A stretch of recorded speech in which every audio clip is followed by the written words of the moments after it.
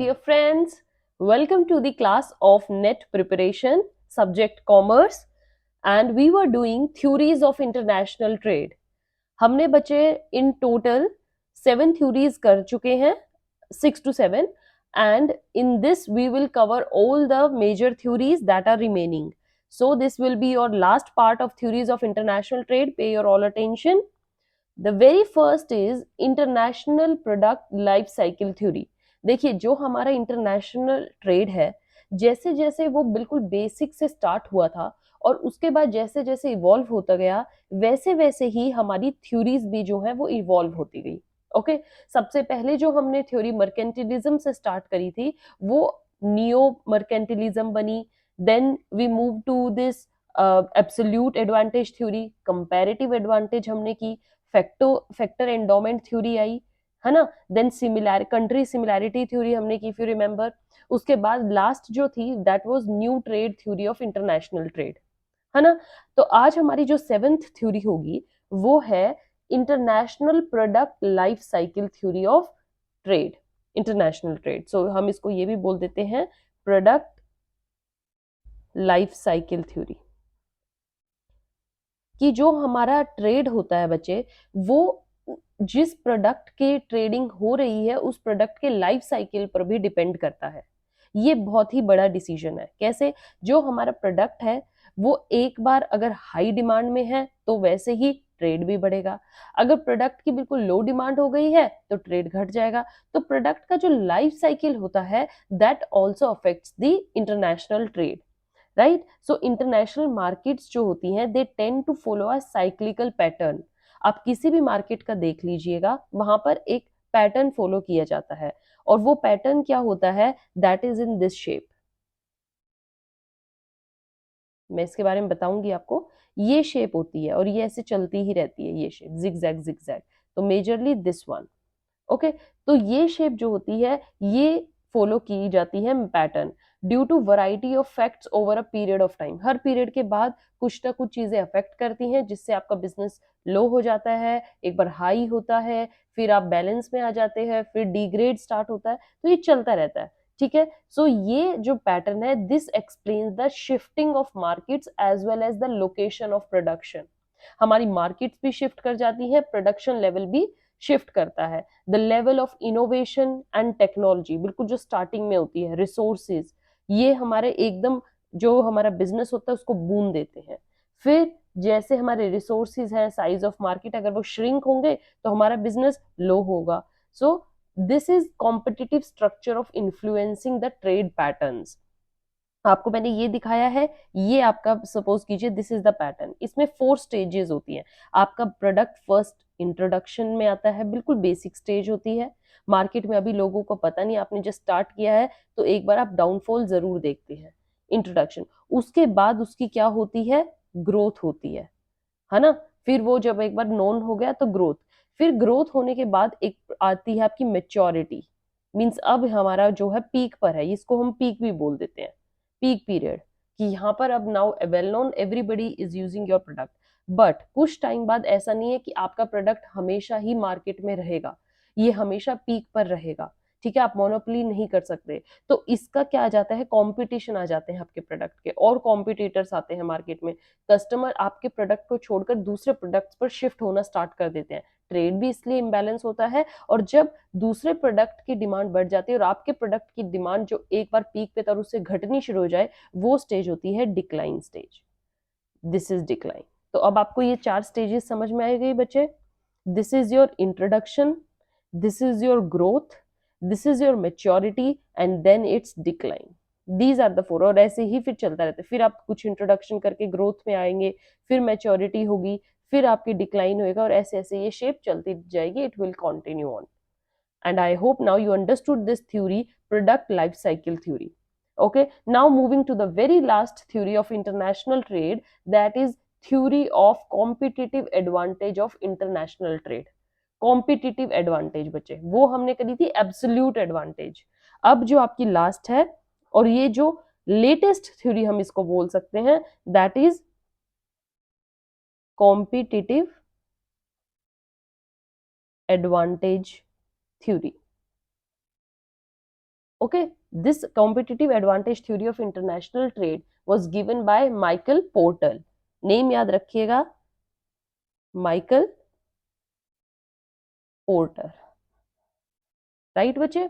And इसमें क्या बोला था, दिस थ्योरी जो है main concentrates on a firm home country, ठीक है, जो हमारी होम कंट्रीज इन्वायरमेंट होता है, जैसे कि आपकी फर्म है और आपकी ही कंट्री का इन्वायरमेंट कैसा है वो इसको अफेक्ट करेगा। Environment is not about biological environment, environment में हम सब चीजें इंक्लूड करेंगे, कस्टमर्स, शेयर होल्डर्स, गवर्नमेंट, आपकी कॉम्पिटिटिव इंडस्ट्रीज, है ना, टेक्नोलॉजी, डिमांड कैसी है, other factors like labour resources, ये सब कितने अफेक्ट करते हैं, इसका कॉम्पिटिटिव एडवांटेज आप कितनी उठाते हैं और फिर आपके इंटरनेशनल ट्रेड बढ़ता है कि घटता है, वो माइकल पोर्टर ने ये थ्योरी दी, ठीक है। As the main source of competencies and innovation, आपको अपनी ही कंट्री से जो आपको इन्वायरमेंट है उसको फेस करके आप कितना बढ़ सकते हो, आप अगर अपनी कंट्री में एडवांटेज उठा रहे हो तो अभी आप बाहर भी सक्सेसफुल हो।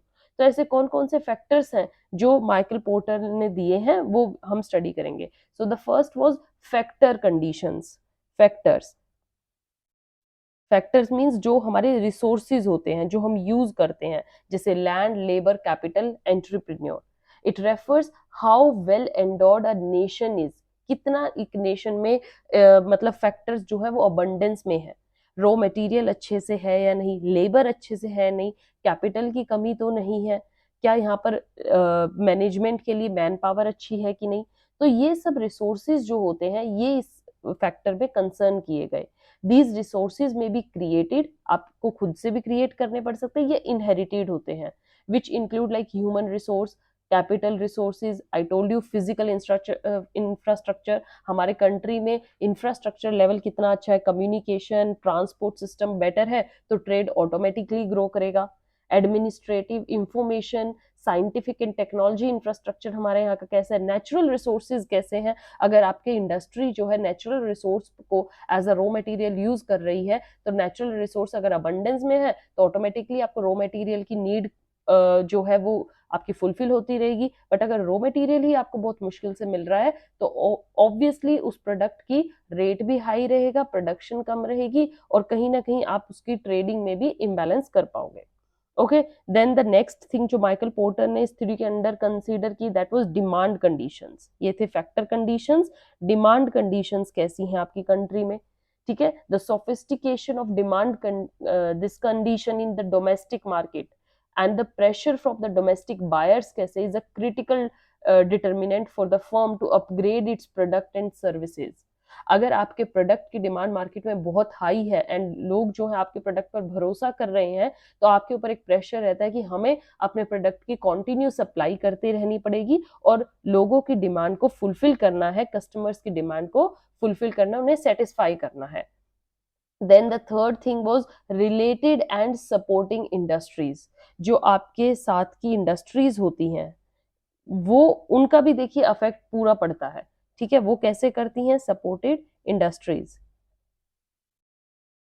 That is like the availability of quality of local suppliers आपके पास, related industries, state of development of clusters, आप किन्हीं के साथ ग्रुप बनाकर अपने प्रोडक्ट को आगे लेके जा सकते हो। These all things play an important role in determining the competitiveness of the firm.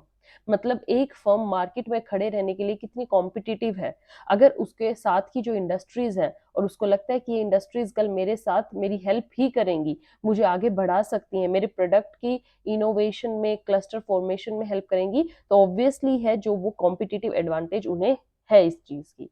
Then the next thing was, the next factor जो किया कंसीडर, फर्म स्ट्रेटेजी, फर्म की स्ट्रेटेजी कैसी है, स्ट्रक्चर कैसा है फर्म का, राइवलरीज तो नहीं है कोई फर्म की, अगर राइवलरी है तो आपको कॉन्टिन्यू जो है एक कंपटीशन फेस करना पड़ेगा और आपको रात दिन रिस्क में रहेगा कि कहीं आपका डाउनफॉल तो ना चला जाए।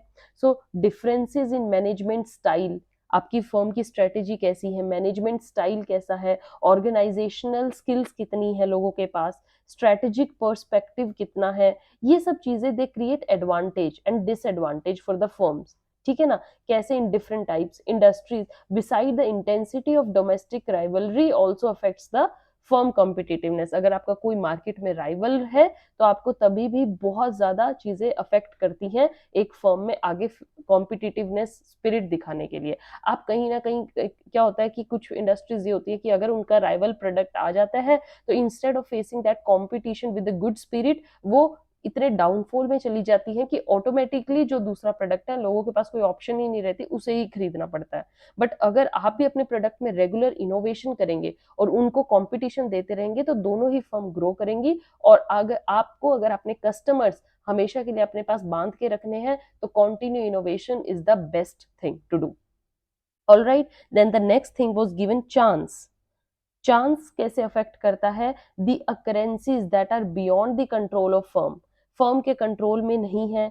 Industries and usually government have been termed as chance, government को ही चांस बोला जाता है। जैसे गवर्नमेंट ने एकदम सब्सिडीज खोल दी, गवर्नमेंट ने एकदम टैक्स रेट हाई कर दिया, तो यहाँ पर जो चांसेस है वो गवर्नमेंट की पॉलिसीज ऐसी आ गई कि आपकी इंडस्ट्री के फेवर में है, या गवर्नमेंट की पॉलिसीज जो है आपकी इंडस्ट्री के लिए उनको पॉलिसीज को फुलफिल करना या गवर्नमेंट की टर्म्स एंड कंडीशन को फुलफिल करना बहुत मुश्किल हो रहा है, तो आप मार्केट में नहीं खड़े रह सकते।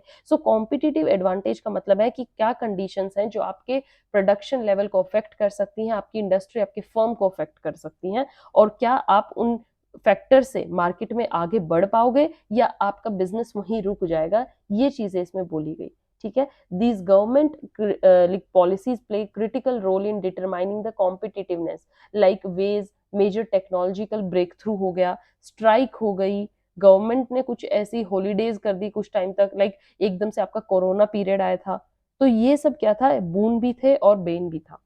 Okay, government was also one of the factors, like US ranked as the most competitive economy in the world, followed by Switzerland, Denmark, Sweden, Singapore. तो यूएस को क्यों इतना बोला गया? क्योंकि वहां की गवर्नमेंट उन्हें बहुत ही कॉम्पिटिटिव स्पिरिट देती है, उनको बहुत लिबरलाइजेशन देती है, that you can carry your business at any cost.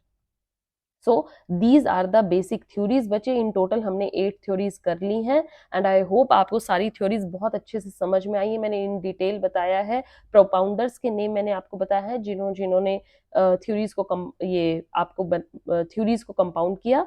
With this theory of international trade topic is over, हमारा यूनिट 1 का नेक्स्ट टॉपिक ओवर हो चुका है, एंड दिस वे हम टॉपिक वाइज आगे बढ़ रहे हैं। आपका जो नेक्स्ट टॉपिक है यूजीसी नेट कॉमर्स के सिलेबस का, that is government intervention in international trade, and that's also going to be very very important। अभी जितना करवाया आपका होमवर्क रहेगा कि इन सबको रिवाइज कीजिए, and in next session I am coming with the MCQs related to this theory of international trade, ऐसे questions जो आपके यूजीसी में आने के पूरे पूरे चांसेस हैं, जो ऑलरेडी आ चुके हैं। So we will do practice in next session.